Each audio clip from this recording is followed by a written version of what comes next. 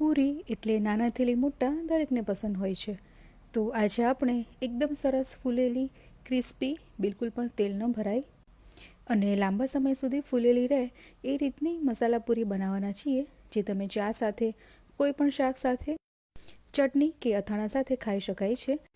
તો જો તમારી પૂરી ફૂલેલી અને ક્રિસ્પી ન બનતી હોય તો આ રીતે બનાવજો, એકદમ સરસ બનીને તૈયાર થશે.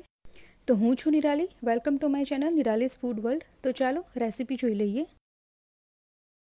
તો સૌથી પહેલાં મિક્સિંગ બાઉલમાં ઘઉંનો ઝીણો લોટ લેવાનો છે, જે આપણે રોટલી બનાવવા માટે વાપરતા હોઈએ. તો 1 કપ અહીંયા મેં ઘઉંનો ઝીણો લોટ લીધો છે. હવે તેમાં 1 ટેબલ સ્પૂન બેસન ઉમેરવાનો છે, જેનાથી પૂરી લાંબા સમય સુધી ક્રિસ્પી રહેશે અને ટેસ્ટ પણ સરસ લાગે છે. સાથે 1 ટેબલ સ્પૂન સૂજી લેવાની છે, અડધી ચમચી હળદર લેવાની છે, 1 ચમચી લાલ મરચું પાવડર ઉમેરવાનું છે, 1 ચમચી ધાણા જીરું ઉમેરવાનું છે, સાથે તમારા સ્વાદ પ્રમાણે મીઠું ઉમેરી દેવાનું છે, 1 ચમચી સફેદ તલ લેવાના છે, 1/4 ચમચી હિંગ. હવે પૂરીમાં ફ્લેવર અને ટેસ્ટ બંને સરસ આવે એના માટે 1 ટેબલ સ્પૂન કસૂરી મેથી લીધી છે, તેને હાથેથી આ રીતે ક્રશ કરીને ઉમેરવાની, એટલે એકદમ સરસ ફ્લેવર આવશે. હવે સાથે તેમાં અડધી ચમચી અજમા લેવાના છે. અજમાથી ખૂબ જ સરસ ટેસ્ટ આવે છે પૂરીમાં, તો ચોક્કસથી તમે ઉમેરજો. એને પણ આ રીતે હાથેથી ક્રશ કરીને ઉમેરવાના. હવે પૂરીમાં એકદમ સરસ ચટપટા ટેસ્ટ માટે 1 ચમચી આમચૂર પાવડર ઉમેરવાનો છે. જો આમચૂર પાવડર ન હોય તમારા પાસે તો તમે ચાટ મસાલો પણ ઉમેરી શકો. 1 ચમચી તેલ ઉમેરી દેવાનું છે મોણ માટે. બહુ વધારે મોણ આપણે અહીંયા નથી ઉમેરવાનું. આટલા લોટ સામે 1 ચમચી જ મેં અહીંયા મોણ ઉમેર્યું છે. હવે સૌથી પહેલાં બધી વસ્તુને એકદમ સારી રીતે મિક્સ કરી લેવાની છે. આ રીતે એકદમ હળવા હાથે મિક્સ કરતું જવાનું છે, જેથી બધા જ મસાલા એકદમ સરસ રીતે લોટ સાથે મિક્સ થઈ જાય. તો બધી વસ્તુ સરસ રીતે મિક્સ થઈ ગઈ છે. હવે થોડું થોડું કરી અને આ રીતે પાણી ઉમેરતા જવાનું છે અને પૂરીનો કઠણ લોટ બાંધીને તૈયાર કરવાનો છે. અહીંયા તમારે એકસાથે પાણી નથી ઉમેરવી દેવાનું, નહીં તો પૂરીનો લોટ છે તે ઢીલો થઈ જશે.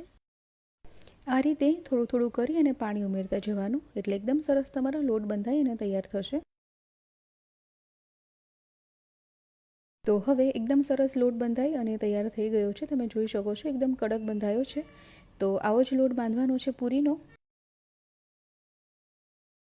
હવે આ લોટની ઉપર થોડું તેલ લગાવી દઈ અને રેસ્ટ આપવા માટે મૂકી દેવાનો છે. રેસ્ટ આપવા મૂકવો ખૂબ જ જરૂરી છે. લોટમાં એકદમ સરસ ગુણ આવી જશે અને મસાલાની બધી ફ્લેવર છે તે લોટમાં એકદમ સરસ રીતે મિક્સ થઈ જશે. અને લોટને જ્યારે પણ રેસ્ટ આપવા માટે મૂકો ત્યારે આ રીતે તેલવાળો કરી લેવાનો, જેથી તે સુકાઈ ન જાય. તો હવે ઢાંકી દઈ અને 15 મિનિટ માટે રેસ્ટ આપી દેવાનો છે. તો અહીંયા મને અડધા કપ પાણીની જરૂર પડી છે. તો 15 મિનિટ થઈ ગઈ છે.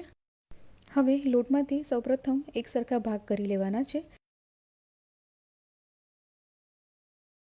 તો આ રીતે એક સરખા ભાગ કરી લીધા પછી તેમાંથી આ રીતે હથેળીની વચ્ચે ગોળ ફેરવતા જઈ અને સરસ લુવાને તૈયાર કરી લેવાનું છે. તો આવી જ રીતે આપણે બધા જ લુવા તૈયાર કરી લેવાના છે અને જ્યારે પણ પૂરી વણો ત્યારે બાકીના લુવાને ઢાંકીને રાખવાના છે, જેથી સુકાઈ ન જાય. હવે એક લુવાને આપણે અહીંયા વણવા માટે લઈ લેવાનું છે. તો વણતા પહેલાં લુવાને તેલવાળું કરી લેવાનું, જેથી તે પાટલી અને વેલણ સાથે ચોંટે નહીં અને એકદમ સરસ રીતે તમારી પૂરી વણાઈને તૈયાર થશે. તો અહીંયા આપણે બહુ પતલી કે જાડી નહીં એવી પૂરી બનાવીને તૈયાર કરવાની છે. તમારા ઘરે જે સાઇઝની પૂરી ખવાતી હોય એ રીતની તમારે વણી લેવાની. તો એક પૂરી વણી અને મેં તૈયાર કરી લીધી છે. તમે જોઈ શકો છો તેની થિકનેસ કેટલી છે. તો આવી જ રીતે બાકીની પૂરી પણ વણવાની છે. તો અહીંયા મેં આટલી પૂરી વણી અને તૈયાર કરી છે. હવે જેમ પૂરી તળાતી જશે એમ બાકીની પૂરી વણતી જઈ અને તળવાની છે. તેલ પણ અહીંયા ગરમ થઈ ગયું છે. હવે તેમાં પૂરી ઉમેરી દેવાની છે. તો પૂરી ઉમેર્યા પછી તેમાં આ રીતે જારાની મદદથી ગરમ તેલ ઉપર રેડતા જવાનું. આ રીતે જારાથી ઉપર ગરમ તેલ રેડતા જવાથી બધી જ પૂરી તમારી ફૂલીને તૈયાર થશે. તમે જોઈ શકો છો કે સરસ રીતે પૂરી છે તે ફૂલી ગઈ છે. સાઈડ ચેન્જ કરી લેવાની છે અને પૂરીને હંમેશા મીડિયમ ટુ હાઈ ફ્લેમ ઉપર જ તળવાની છે. જો તમે લો ફ્લેમ ઉપર પૂરીને તળશો તો બિલકુલ પણ ફૂલશે નહીં અને તેલ પીવા લાગશે. તો એકદમ સરસ રીતે આપણી એક પૂરી બનીને તૈયાર છે. તો આવી જ રીતે પૂરીને તળતું જવાનું છે. ગરમ તેલમાં ઉમેર્યા પછી જારાની મદદથી ઉપર ગરમ તેલ રેડતું જવાનું, એટલે ગમે તેટલી પૂરી હશે તમારી આ રીતે તળશો એટલે ચોક્કસથી ફૂલશે પૂરી. તો જો ઘણીવાર તમારે એવું થતું હોય કે તમારી પૂરી ફૂલતી નથી, તો આ ટ્રીક તમે ટ્રાય કરજો. તો તમે જોઈ શકો છો અહીંયા બંને પૂરી સરસ ફૂલી ગઈ છે. તેની સાઈડ ચેન્જ કરી લેવાની છે અને ગોલ્ડન કલરની થાય ત્યાં સુધી આપણે બધી જ પૂરીને તળવાની છે. તો એકદમ સરસ મજાની ફૂલેલી ક્રિસ્પી આપણી પૂરી બની અને તૈયાર છે. તેલ નિતારી લઈ અને કાઢી લેવાની છે અને આવી જ રીતે બાકીની બધી પૂરીને આપણે તળતા જઈશું.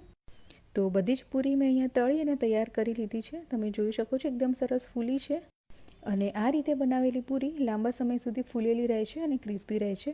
બિલકુલ પણ તેલ નથી ભરાતું. તમે જોઈ શકો છો ઉપરથી એકદમ ડ્રાય છે, અંદરની સાઈડ પણ બિલકુલ તેલ નથી ભરાયેલું. તો તમે પણ અહીં બતાવેલી રીત પ્રમાણે આ મસાલા પૂરી બનાવજો. એકદમ મસ્ત બધી તમારી પૂરી બનવાની છે. તો જરૂરથી ટ્રાય કરજો અને કોઈ પણ કારણોસર જો તમને મારા વિડીયો પસંદ આવતા હોય તો લાઇક અને શેર કરી દેજો. આવી જ નવી રેસીપીના અપડેટ માટે નિરાલીસ ફૂડ વર્લ્ડને યુટ્યુબમાં સબસ્ક્રાઈબ કરી અને બાજુમાં આપેલું બેલ આઇકન પણ પ્રેસ કરી દેવું અને સાથે સાથે ફેસબુક અને ઇન્સ્ટાગ્રામમાં પણ ફોલો કરી દેજો. તો ફરી મળીશું નવી રેસીપી સાથે. ત્યાં સુધી બાય બાય, ટેક કેર.